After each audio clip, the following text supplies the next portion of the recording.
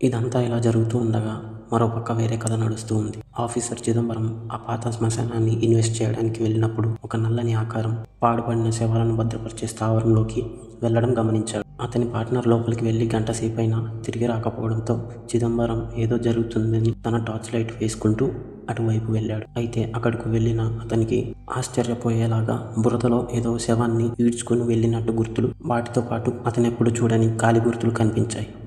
అతను ఆ కాలి గుర్తులను అనుసరిస్తూ వెళ్తూ ఉండగా అకస్మాత్తుగా అతనికి ఒక భయంకరమైన చప్పుడు వినిపించింది. అది వినడానికి ఎముక మీద నుంచి చర్మాన్ని వేరు చేస్తున్నట్టు అనిపించింది.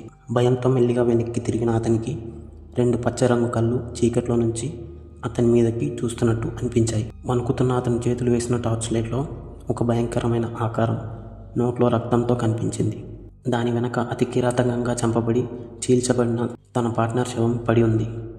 చిదంబరం వెంటనే తన గన్ తీసి ఆ ఆకారం మీద కాల్పుడు జరిపాడు. కానీ దానికి చీమ కుట్టినట్టుగా కూడా అనిపించలేదు. దానితో అతనికి అక్కడి నుంచి తప్పించుకోవడమే సరైన మార్గం అనిపించింది. అలా అనుకుని పరిగెడుతూ ఉండగా ఆ ఆకారం ఒక్కసారిగా అతని మీదకి దూకింది.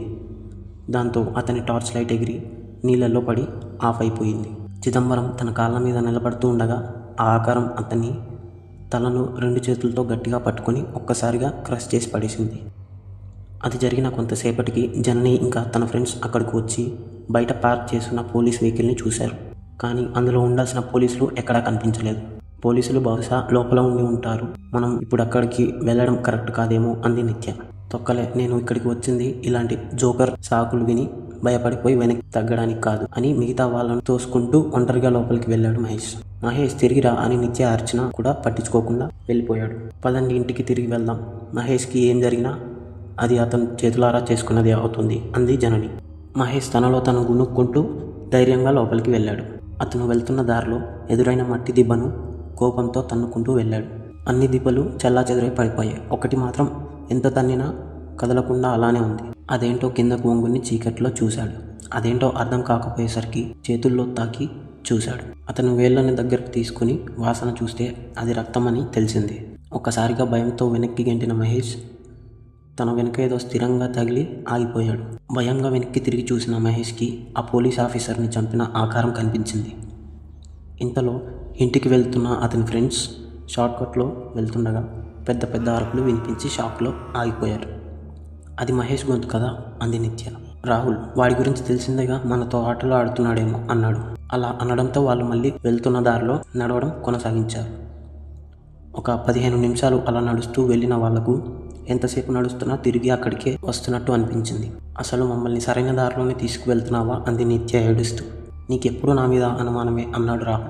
నువ్వే కావాలని చేస్తున్నావు ఇదంతా అంది నిత్య. మీరిద్దరు కాసేపు నోరు మూస్తారా అని విసుగ్గుంది జనని. ఇంతలో నిత్య తిరిగి ఏదో చెప్పబోతుండగా సడన్గా ఆమెను వెనక నుంచి ఏదో ఆకారం చీకట్లోకి లాగి తన తలని పచ్చడి చేయడంతో అక్కడంతా రక్తం చెందింది. అది చూసి భయపడిన రాహుల్ గట్టిగా అరుస్తూ జనని చేయి పట్టుకొని పరిగెత్తాడు. వాళ్ళిద్దరూ వేగంగా పరిగెడుతూ ఉండగా ఒక డెడ్ ఎండ్ ఎదురవుతోంది. ఆ ఆకారం అత్యంత వేగంగా వాళ్ళ వెనకే తరుముతూ వస్తుంది. వెంటనే ఇటువైపు వెళ్దాం అని ఎడమ వైపుకు లాక్కెళ్ళింది జనని. మా ఇల్లు ఇక్కడికి దారిలోనే ఉంది అంది జనని. వాళ్ళిద్దరూ వేగంగా జనని వాళ్ళ ఇంటికి చేరుకున్నారు. జనని వెంటనే డోర్ లాక్ చేసింది. రాహుల్ని కూర్చోబెట్టి అతనికి మంచినీళ్లు తీసుకురావడానికి కిచెన్లోకి వెళ్ళింది. రాహుల్ తన కచ్చిప్తో చెమటలు తుడుచుకుంటూ ఉండగా అని తలుపులు పగిలిపోయేలా బయట నుంచి కొట్టబడుతుంది. రాహుల్ కంగారుగా లేచి నించున్నాడు. కొంతసేపటికి అని తలుపులు బద్దలు కొట్టుకొని ఆ ఆకారం లోపలికి వచ్చింది. వాళ్ళకి ఇంకా తప్పించుకునే దారి లేదు, ఇరుక్కుపోయారు. రాహుల్ ఆ ఆకారాన్ని చూస్తూ భయంతో వెనక్కి అడుగులు వేస్తూ వెళ్తుండగా అతనికి ఏదో తగిలి వెనక్కి తిరిగి చూశాడు. అక్కడ జనని ఉంది. కానీ తన కళ్ళు ఎప్పటిలా నలుపు రంగులో కాకుండా భయంకరమైన పచ్చ రంగులో ఉన్నాయి. జనని, నువ్వు నువ్వు అని తడబడుతున్నాడు రాహుల్. ఇంతలో జనని, రండి నాన్న, సరిగ్గా డిన్నర్ టైంకి వచ్చారు అని అంది ఆ భీకరమైన ఆకారం వంక చూస్తూ.